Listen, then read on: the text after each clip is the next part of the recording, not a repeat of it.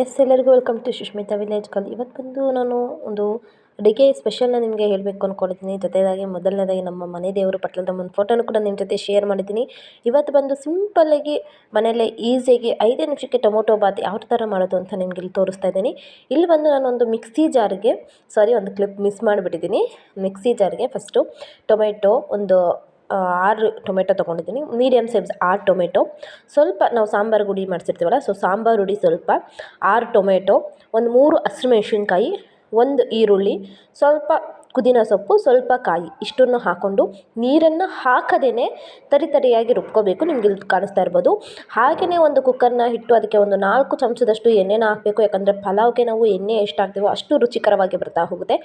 ಎಣ್ಣೆ ಕಾದ ನಂತರ ಸಾಸಿವೆ, ಕರಿಬೇವಿನ ಎಲೆ ಇದ್ದರೆ ಕರಿಬೇವಿನ ಎಲೆನೂ ಕೂಡ ಹಾಕೋಬೋದು. ಇಲ್ಲಿ ಕರಿಬೇವಿನ ಎಲೆ ಇಲ್ಲ, ಸ್ವಲ್ಪ ಗಿಡ ಎಲ್ಲ ಕಡಿದ್ಬಿಟ್ಟಿದೆ, ಸೊ ಕರಿಬೇವಿನ ಎಲೆ ಒಂದು ಮಿಸ್ ಆಗಿದೆ. ಜೊತೆಗೆ ಮೆಣಸು, ಒಂದೆರಡು ಲವಂಗ, ಏಲಕ್ಕಿ. ನೀವು ಬೇಕಾದ್ರೆ ಲವಂಗ, ಪಲಾವ್ ಎಲೆ ಅವನ್ನೆಲ್ಲ ಯೂಸ್ ಮಾಡ್ತೀನಿ, ನಾನು ಪಲಾವ್ ಸಾಮಾನು ಹಾಕ್ತೀನಿ ಅಂದರೆ ಅದನ್ನು ಕೂಡ ಹಾಕೊಬೋದು.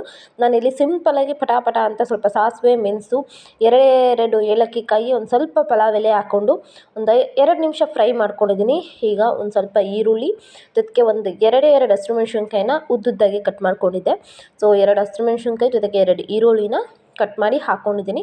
ಇದು ಸ್ವಲ್ಪ ಬ್ರೌನ್ ಕಲರ್ ಆಗಬೇಕು. ಈರುಳ್ಳಿ ಸ್ವಲ್ಪ ಬ್ರೌನ್ ಕಲರ್ ಆಗೋವರೆಗೂ ನಾನು ಎಣ್ಣೆಯಲ್ಲಿ ಫ್ರೈ ಮಾಡ್ಕೋಬೇಕು. ಯಾಕಂದರೆ ನಮ್ಮ ಪಲಾವ್ಗೆ ಈರುಳ್ಳಿ ಎಷ್ಟು ಚೆಂದವಾಗಿ ಬೇಯುತ್ತೋ, ಎಷ್ಟು ಒಂದು ಟೇಸ್ಟಿಯಾಗಿರುತ್ತೋ ಅಷ್ಟು ಚೆನ್ನಾಗಿ ಬರ್ತಾ ಹೋಗುತ್ತೆ. ಸೊ ನಾವಿಲ್ಲಿ ನೋಡ್ತಾ ಇರ್ಬೋದು ಈರುಳ್ಳಿ ಯಾವ ಥರ ಬೇಯ್ತಿದೆ ಅಂತ. ಒಂದು ಸ್ವಲ್ಪ ಬ್ರೌನ್ ಕಲರ್ ಆಗಬೇಕು, ಅಲ್ಲಿವರೆಗೂ ಒಂದು 3ರಿಂದ 4 ನಿಮಿಷ ಅಂತ ಹೇಳ್ಬೋದು. ಒಂದು ಮೀಡಿಯಮ್ ಸೈಜಲ್ಲಿ ಮಾಡೋದಾದರೆ. ಹೈ ಫ್ಲೇಮಲ್ಲಿ ಮಾಡಿದ್ರೆ ಒಂದು 2 ನಿಮಿಷ ಬೇಯಿಸ್ಕೊಂಡ್ರೆ ಸಾಕು. ಅದು ಪಟ್ಟಂತ ಒಂದು ಬ್ರೌನ್ ಕಲರ್ಗೆ, ಲೈಟ್ ಬ್ರೌನ್ ಕಲರ್ಗೆ ಬರ್ತಾ ಹೋಗುತ್ತೆ. ಸೊ ನೀವು ಇಲ್ಲಿ ನೋಡ್ತಾ ಇರ್ಬೋದು, ಒಂದು ಸ್ವಲ್ಪ ಲೈಟ್ ಬ್ರೌನ್ ಕಲರ್ ಬಂದಿದೆ. ಈಗ ನಾನು ರುಬ್ಕೊಂಡಿರುವಂಥ ಮಸಾಲಾನ ಸೇರಿಸ್ಕೊತಾ ಇದ್ದೀನಿ. ಮಾಮೂಲಿ ಟೊಮೆಟೊನು, ಈರುಳ್ಳಿ, ಕಾಯಿ, ಕೊತ್ತಂಬರಿ ಸೊಪ್ಪು, ಪುದೀನ ಸೊಪ್ಪು ಎಲ್ಲ ಹಾಕಿ ರುಬ್ಬಿದ್ವಲ್ಲ, ಸೊ ಆ ಮಸಾಲೆನ ನಾನು ಇಲ್ಲಿ ಸೇರಿಸ್ಕೊಂಡಿದ್ದೀನಿ. ಯಾವುದೇ ಥರದ ನೀರನ್ನು ಆ್ಯಡ್ ಮಾಡಿಲ್ಲ. ನಾವು ಹಾಕಿರೋಂಥ ಎಣ್ಣೆಲೇನೆ ಆ ಮಸಾಲ ಕಂಪ್ಲೀಟಾಗಿ ಒಂದು ಎಣ್ಣೆನ ಬಿಟ್ಕೊಳ್ಬೇಕು. ಯಾಕಂದರೆ ಈರುಳ್ಳಿ ಇರೋವಂಥ ಒಂದು ಸ್ಪೈಸಸ್ಸು, ಟೊಮೆಟೊ ಒಂದು ನೀರಿನ ಅಂಶ ಇರುತ್ತೆ. ಸೊ ಆ ನೀರಿನ ಅಂಶ ಎಲ್ಲವೂ ಕೂಡ ಎಣ್ಣೆಯಲ್ಲೇ ಕಂಪ್ಲೀಟಾಗಿ ಬೇಯಬೇಕು. ಅದರ ರಾ ಸ್ಮೆಲ್ ಎಲ್ಲನೂ ಹೋಗೋವರೆಗೂ ನೀಟಾಗಿ ನಾವು ಬೇಯಿಸ್ಕೊಬೇಕು.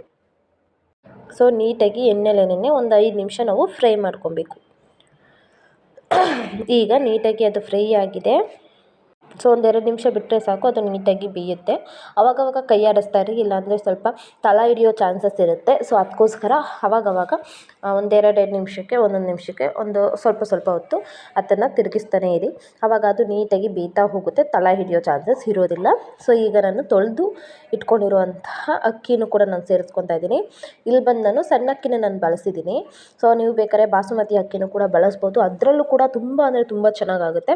ನೀವು ಯಾವ ಅಕ್ಕಿ ಬಳಸಿದ್ರು ಕೂಡ ತುಂಬ ಚೆನ್ನಾಗಿ ಆಗುತ್ತೆ. ಪಟಾಪಟ್ ಅಂತ ಇವಾಗ ಸ್ಕೂಲ್ಗೆ ಹೋಗುವಂಥ ಒಂದು ಮಕ್ಳಿಗಾಗಿರ್ಬೋದು, ಅಥವಾ ಆಫೀಸ್ಗೆ ಹೋಗುವಂಥ ಮನೆಯಲ್ಲಿರುವಂಥ ಗಂಡಸ್ರಿಗಾಗಿರ್ಬೋದು, ಅವ್ರಿಗೆ ಕಾಯೋ ಪೇಷನ್ಸ್ ಇರೋದಿಲ್ಲ. ಪಟ ಅಂತ ಆಗೋಗ್ಬಿಡಬೇಕು. ಇನ್ನೂ ಟೈಮ್ ಆಗಲಿಲ್ವಾ, ಇನ್ನೂ ಅಡುಗೆ ಆಗಲಿಲ್ವ ಅಂತ ಅವರು ಯಾವಾಗಲೂ ಹೇಳ್ತಾ ಇರ್ತಾರೆ. ಅಂಥ ಸಂದರ್ಭದಲ್ಲಿ ನಾವು 5 ನಿಮಿಷಕ್ಕೆ ನಾವು ಪಟಾಪಟ್ ಅಂತ ಮಾಡ್ಕೊಳ್ಳುವಂಥ ಒಂದು ಚಿಕ್ಕ ರೆಸಿಪಿ ಅಂತ ಹೇಳ್ತಾ ಹೋಗ್ಬೋದು. ಸೊ ಇವಾಗ ಅಕ್ಕಿನೂ ಕೂಡ ಸೇರಿಸ್ಕೊಂಡಿದ್ದೀನಿ. ಈಗ ಅದಕ್ಕೆ ಅಕ್ಕಿಗೆ ತಕ್ಕಷ್ಟು ನೀರನ್ನ ಹಾಕೋಬೇಕು. ಅಳತೆ ನೋಡಿ ಹಾಕ್ಕೊಳ್ಳಿ.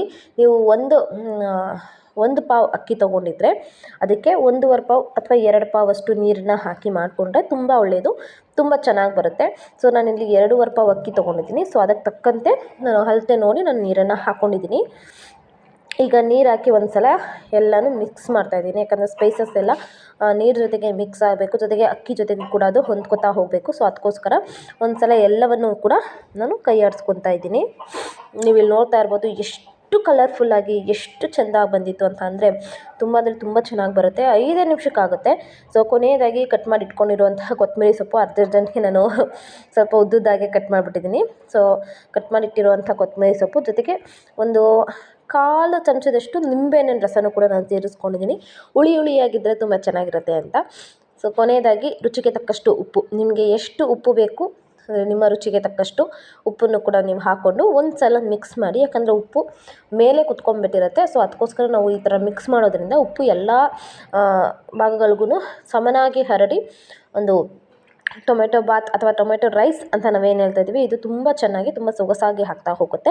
ಈಗ ಎಲ್ಲನೂ ಮಿಕ್ಸ್ ಮಾಡಿದ್ದಾಯಿತು. ನೀವು ಇಲ್ಲಿ ನೋಡ್ತಾ ಇರ್ಬೋದು ಎಷ್ಟು ಚೆನ್ನಾಗಿ ಎಷ್ಟು ಕಲರ್ಫುಲ್ಲಾಗಿ ಕಾಣಿಸ್ತಾ ಇದೆ ಇವಾಗೇನೆ ಅಂತ.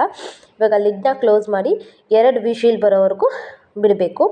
ಸೊ ಅದ್ರ ಜೊತೆಗೆ ನಾನು ಈ ಕಡೆ ಸ್ವಲ್ಪ ಅದಕ್ಕೆ ಚಟ್ನಿನೂ ಕೂಡ ರೆಡಿ ಮಾಡ್ಕೊಂಬಿಡೋಣ ಅಂತ ಸ್ವಲ್ಪ ಕೊತ್ತಂಬರಿ ಸೊಪ್ಪು, ಒಂದು ಸ್ವಲ್ಪ ಮೆಣಸು, ಸ್ವಲ್ಪ ಉಪ್ಪು, ಜೊತೆಗೆ ತುರಿದಿಟ್ಟಿರುವಂಥ ಸ್ವಲ್ಪ ಕಾಯಿ, ಒಂದು 8 ಹಸಿರುಮೆಣ್ಸಿನ್ಕಾಯಿ ಹಾಕಿ ನಾನಿಲ್ಲಿ ರುಬ್ಕೊತಾ ಇದ್ದೀನಿ. ನೀವು ಬೇಕಾದ್ರೆ ನಾನು ಒಂದು ಮಿಸ್ ಮಾಡಿದ್ದೀನಿ, ಹುರ್ಗಡ್ಲೆ ಮತ್ತು ಸ್ವಲ್ಪ ಕಡಲೆ ಬೀಜನೂ ಕೂಡ ಹಾಕಿದ್ದೀನಿ. ಅದಿಲ್ಲಿ ಕ್ಲಿಪ್ಪಲ್ಲಿ ಮಿಸ್ ಆಗಿದೆ, ಸಾರಿ ಫಾರ್ ದಟ್. ಅದನ್ನು ಕೂಡ ಸೇರಿಸ್ಕೋಬೇಕು. ಸ್ವಲ್ಪ ಹುರ್ಗಡ್ಲೆ, ಸ್ವಲ್ಪ ಕಡಲೆ ಬೀಜ ಹಾಕ್ಕೊಂಡು ಅದನ್ನು ರುಬ್ಕೊಳ್ಳುವಂಥದ್ದು.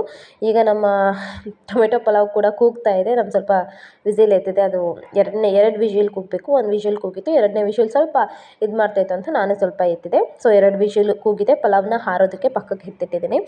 ಈಗ ನಾನು ಇಲ್ಲಿ ತೋರಿಸ್ತಾ ಇದ್ದೀನಿ ಮತ್ತೊಮ್ಮೆ ಕಾಯಿ, ಮೆಣಸು, ಉಪ್ಪು, ಪುದೀನ ಸೊಪ್ಪು, ಕೊತ್ತಂಬರಿ ಸೊಪ್ಪು, ಹಸಿರು ಮೆಣಸಿನ್ಕಾಯಿ, ಸ್ವಲ್ಪ ಹುರ್ಗಡ್ಲೆ, ಸ್ವಲ್ಪ ಕಡಲೆ ಬೀಜ ಹಾಕಿ ನಾನಿಲ್ಲಿ ನುಣ್ಣಗೆ ಪೇಸ್ಟ್ ಮಾಡ್ಕೊತಾ ಇದ್ದೀನಿ. ನುಣ್ಣಗೆ ಎಲ್ಲರಿಗೂ ಗೊತ್ತಿರುವಂಥದ್ದು ಕಡಲೆ ಬೀಜ ಚಟ್ನಿ ಮಾಡುವಂಥದ್ದು. ಸೊ ನಾನು ಅದೇ ರೀತಿ ಕಡಲೆ ಬೀಜ ಚಟ್ನಿನ ರೆಡಿ ಮಾಡ್ಕೊಂಡಿದ್ದೀನಿ. ಕಾಯಿ ಚಟ್ನಿ ಅಂತಲೂ ಕರಿಬೋದು. ಇದನ್ನು ರೆಡಿ ಮಾಡ್ಕೊಂಡಿದ್ದೀನಿ. ಒಂದು ಬೌಲ್ಗೆ ಅದನ್ನು ಸರ್ವ್ ಮಾಡ್ತಾ ಇದ್ದೀನಿ. ನೀವು ಇಲ್ಲಿ ನೋಡ್ತಾ ಇರ್ಬೋದು ಎಷ್ಟು ಕಲರ್ಫುಲ್ಲಾಗಿ ಕಾಣಿಸ್ತಾ ಇದೆ ನಮ್ಮ ಈ ಚಟ್ನಿ ಆಗಿರ್ಬೋದು, ಜೊತೆಗೆ ಟೊಮೆಟೊ ಬಾತ್ ಆಗಿರ್ಬೋದು ಅಂತ. ಸೊ ನನ್ನ ಒಂದು ಈ ಮಿನಿ ಬ್ಲಾಗ್, ಈ ಒಂದು ಕುಕ್ಕಿಂಗ್ ಬ್ಲಾಗ್ ನಿಮ್ಗೆ ಇಷ್ಟ ಆಗಿದೆ ಅನ್ಕೋತೀನಿ. ಇಷ್ಟ ಆಗಿದ್ದರೆ ಲೈಕ್ ಮಾಡಿ, ಸಬ್ಸ್ಕ್ರೈಬ್ ಮಾಡಿ, ಸಪೋರ್ಟ್ ಮಾಡಿ. Thank you for watching. ಇದೇ ಥರ ಸಪೋರ್ಟ್ ಮಾಡ್ತಾಯಿರಿ, ಹೆಚ್ಚು ಸಬ್ಸ್ಕ್ರೈಬ್ ಮಾಡ್ಕೊಳ್ಳಿ ಅಂತ ಇವತ್ತಿನ ವ್ಲಾಗ್ನ ಇಲ್ಲಿಗೆ ಎಂಡ್ ಮಾಡ್ತೀನಿ. Thank you.